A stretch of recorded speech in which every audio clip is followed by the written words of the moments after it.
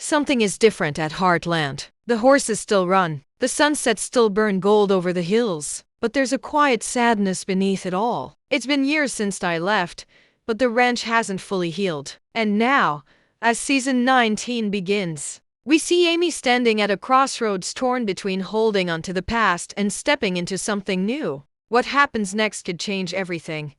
Heartland Ranch is still standing, strong and steady as ever. The barn doors creak open early in the morning, and the fields stretch wide under the warm Alberta sun. Horses gallop across the paddocks, and the scent of hay fills the air. Everything looks like it's okay, but something is missing. That something is Ty. His laughter, his touch, his steady presence beside Amy. The man who once helped fix horses and hearts is now just a memory, etched into the walls of the ranch.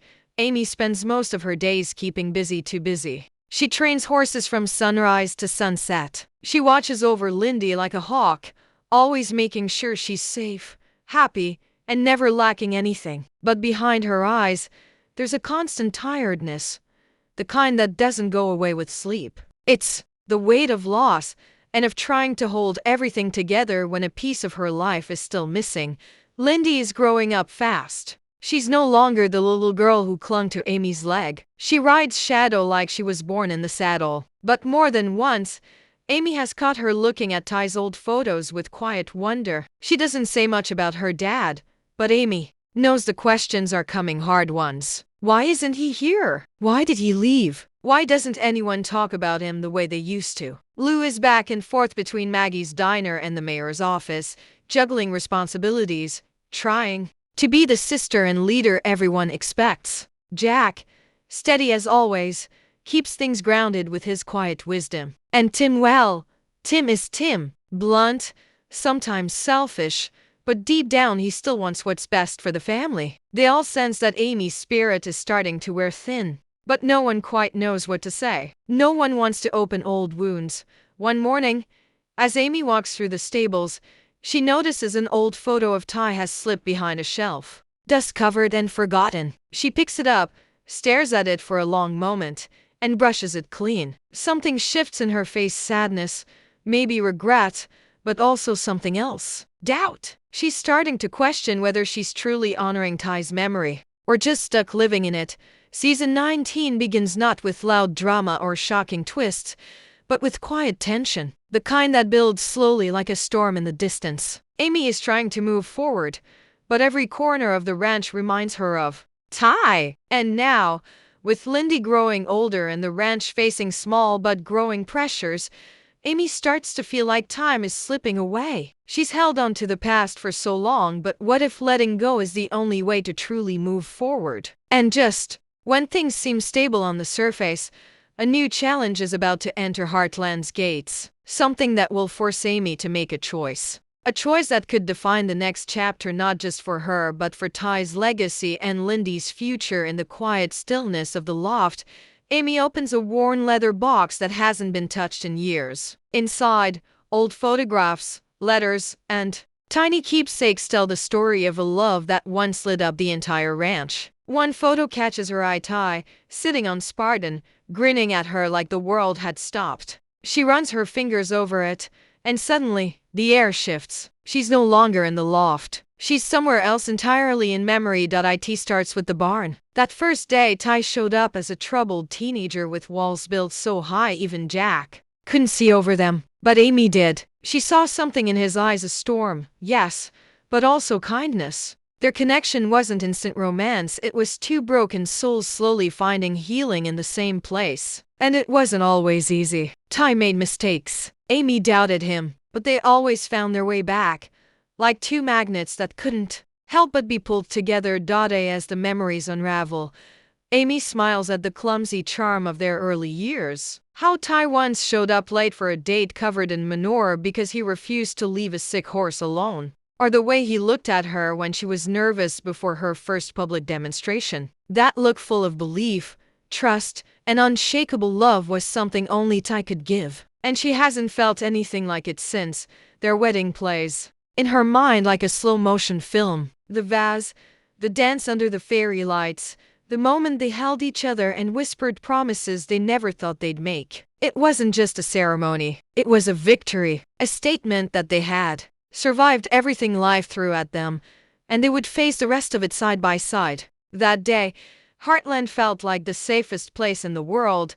Then came Lindy. The joy in Tais' face when he first held her was unlike anything Amy had seen. He wasn't just proud, he was overwhelmed. Like he couldn't believe he had something so beautiful, so perfect. He would carry her through the stables, whispering stories about the horses and the land, as if he was already passing down every bit of knowledge he had. He wanted to teach her everything. How to respect nature, how to listen to horses, how to live with purpose. But time had other plans.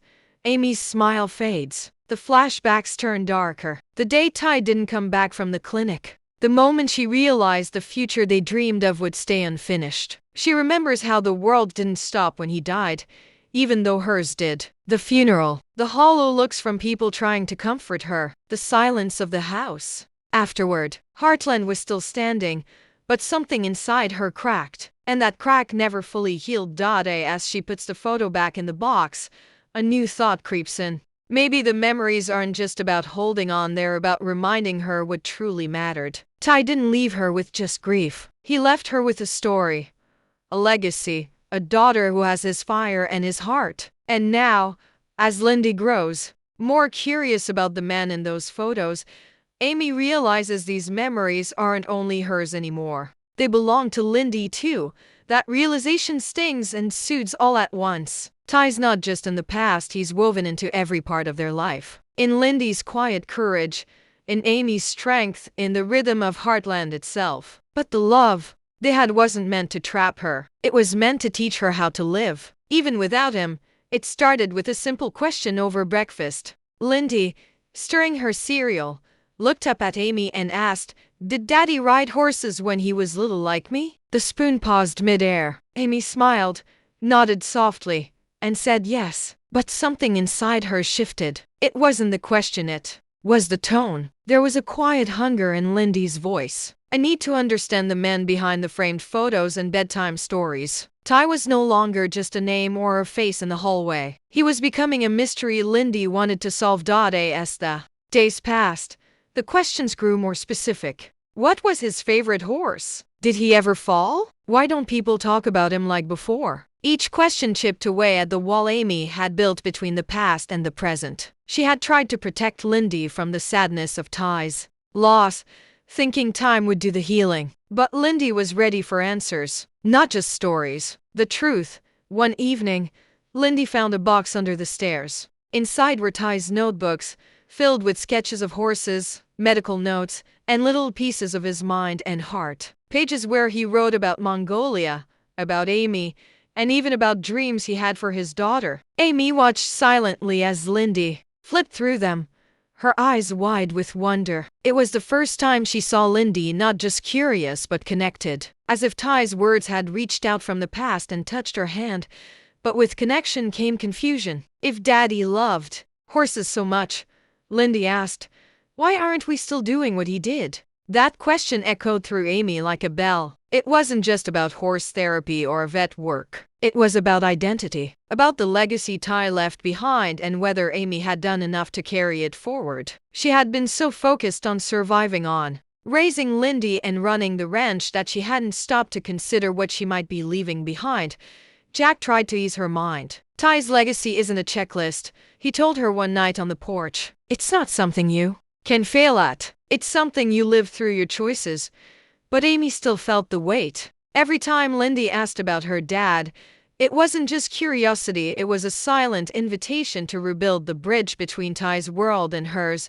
And then came the moment Amy could not avoid. Lindy asked if she could visit the place where Ty used to treat sick horses. The old barn Ty once turned into a makeshift clinic. It had been untouched for years, dusty, silent, full of echoes. Amy hesitated, but agreed. Together, they opened the doors. Inside, it was like stepping into a time capsule. Old tools, framed X-rays, his coat still hanging near the window. Lindy walked through it all slowly, soaking it in. It's like he's still here, she whispered. That visit cracked something open in Amy. She realized that Tais Legacy wasn't a pressure, it was a gift. It gave Lindy something to believe in, a foundation, a reason to dream. But it also gave Amy a mirror. She had to face the truth. She had been afraid to move forward because she feared letting go would mean forgetting him. But what if moving forward was the only way to truly honor him? Now, Amy stands on the edge of something new. Lindy is no longer a little girl who needs shelter from the truth. She's a growing soul searching for her roots. And Amy has to decide how much of Tais' world to bring into Lindy's. Not because it's expected, but because maybe, just maybe, it was late, and the house was quiet except for the soft ticking of the old clock in the hallway. Amy sat on the porch steps, the cold wood pressing through her jeans, her hands wrapped around a half-empty mug of tea. Inside, Lindy was asleep, curled up with one of Tais' old flannel shirts, the one she had started wearing like a blanket. The moonlight hid the front yard just right, casting shadows across the grass, and that's when Jack stepped outside. He didn't say anything at first, just sat down next to her, letting the silence settle. Jack never forced words into the air. He waited until the silence asked for them. "You've been somewhere else lately," he said finally, his voice rough but gentle. "Like you're chasing something you can't quite reach." Amy didn't respond right away. Her eyes stayed locked on the horizon. Then she said, "I think I'm losing him, Jack. The memory of him. I keep trying to hold on, but it's fading, and it scares me." Jack nodded, like he understood more than he let on. "Amy," he said, turning to her, "you're not losing Ty. You're trying to carry all of him on your shoulders, and it's breaking you down." That truth hit hard. Amy hadn't realized how deeply she'd buried herself in guilt, that she hadn't done more, said more, been more before Ty was taken from her. Every time she felt a moment of peace, it came with a wave of guilt, like she was betraying his memory just by living.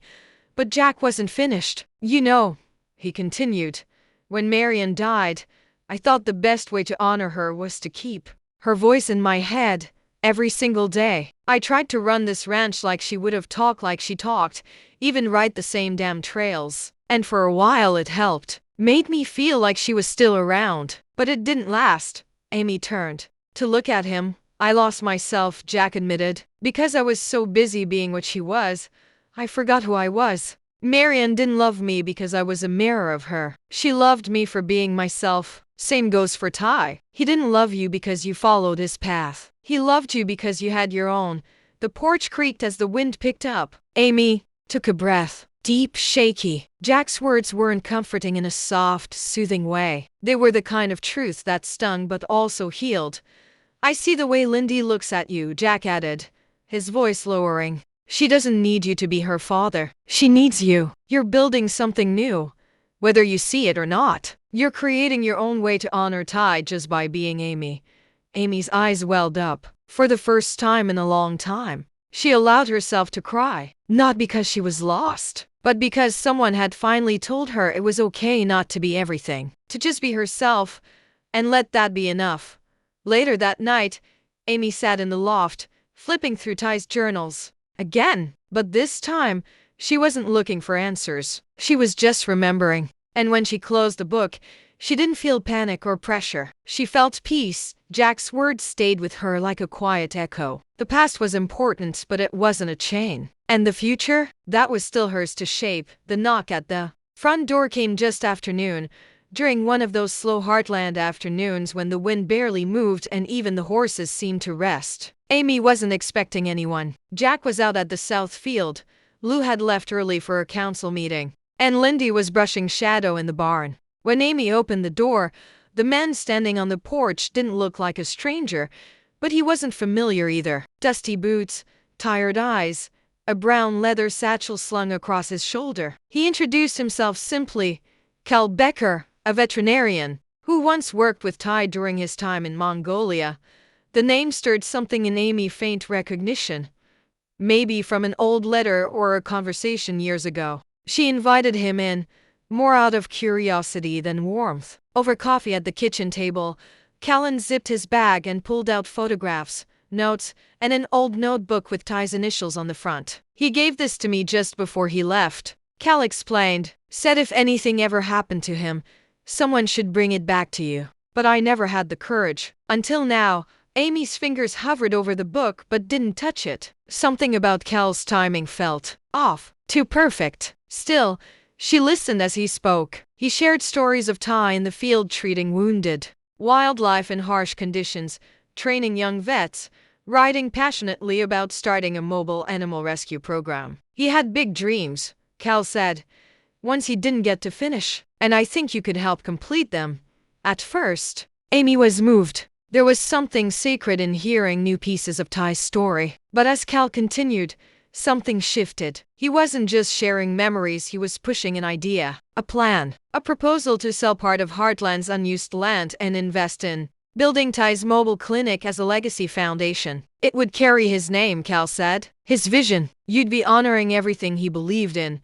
Amy's heart pulled in two directions. On one hand, the idea was noble. Tais had always dreamed big. But on the other, the ranch had its own needs, its own legacy. Selling land meant cutting off roots that went back generations. And this outsider was suggesting it like it was a simple business transaction. Jack wasn't thrilled when he found out. You don't need someone from Tais' past telling you what to do with his memory, he told Amy. Especially someone who shows up now, out of the blue, with a plan already in place. Lou was more open to the idea. Think about what this could mean for Tais' name, for Lindy, she said. It's a way to make his work live on beyond the ranch. The family was divided. And Amy felt it. The ranch, once a place of comfort, had turned into a quiet battlefield. Amy sat with Lindy one night and showed her the photos Cal had brought. Lindy pointed at one of Tais and said, "He looks brave. I want to be like him."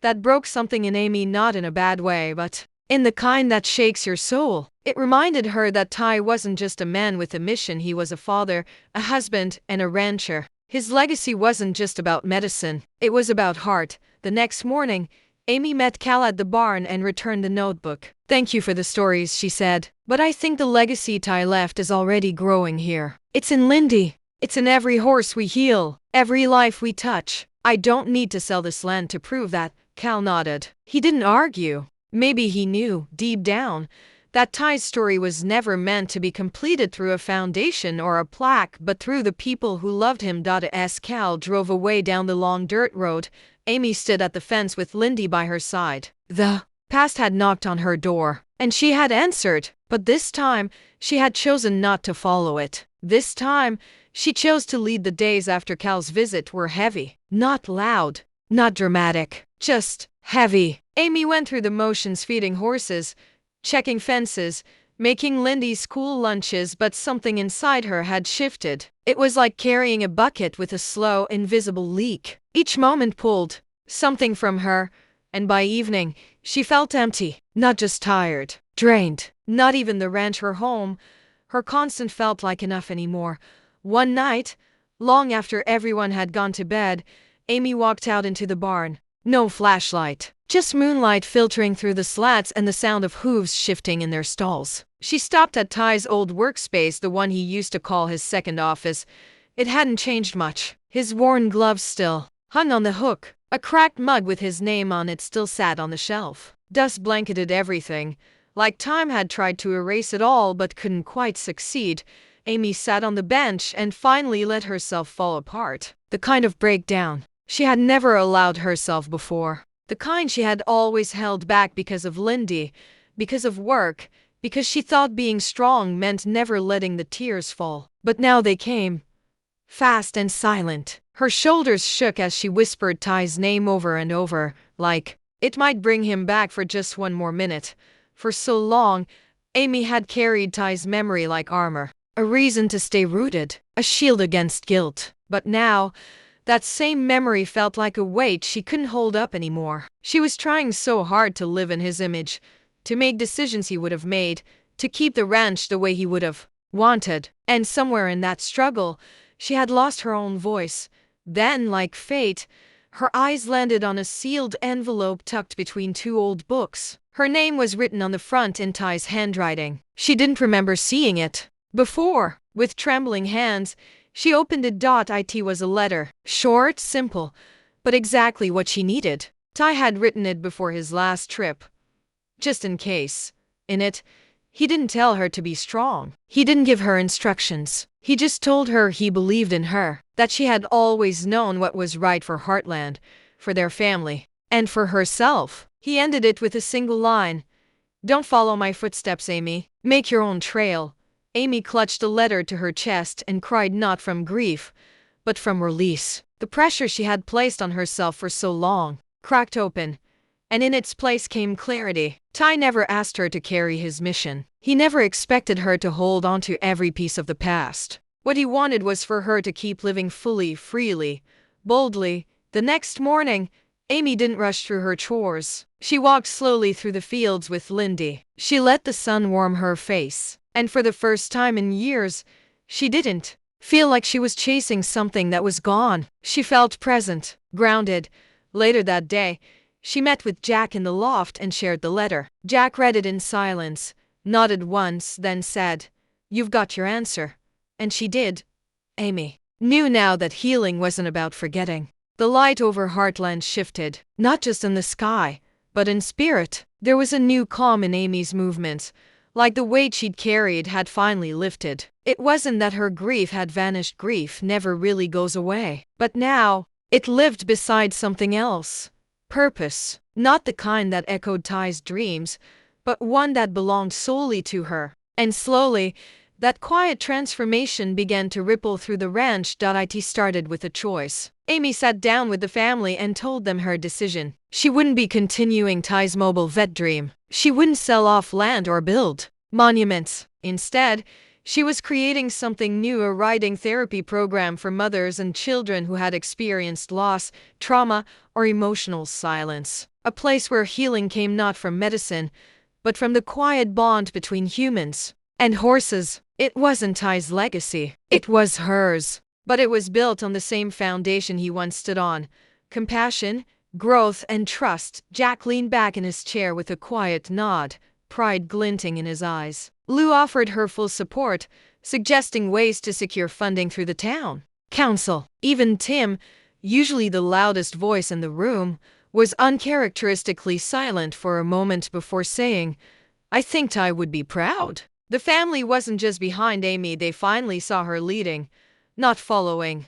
Lindy, perhaps without fully understanding the change, felt it most of all. She began spending more time in the barn, brushing horses not just as chores, but as comfort. She asked questions, helped calm nervous riders, and even named a new foal that was born under a pale dawn sky. Shadow, once Tai's trusted horse, now followed her more than anyone else, quietly choosing her the way horses somehow just know.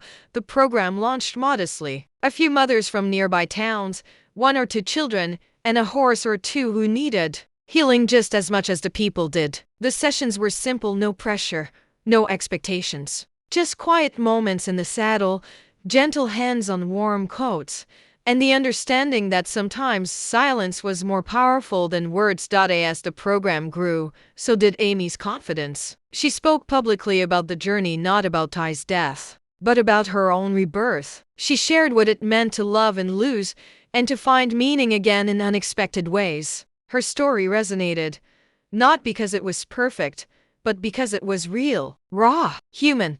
One afternoon, as Amy led a group of riders through a trail carved between the trees, she looked back and saw Lindy riding just behind her. Not as a little girl, playing pretend, but as someone who belonged. Her posture steady, her eyes focused, her smile unforced. For a moment, Amy saw Tai's spirit reflected in her daughter, but it wasn't haunting. It was warm. It was peaceful. She realized then that the legacy had never needed to be passed down. It had already taken root. The final scene of Heartland Season 19.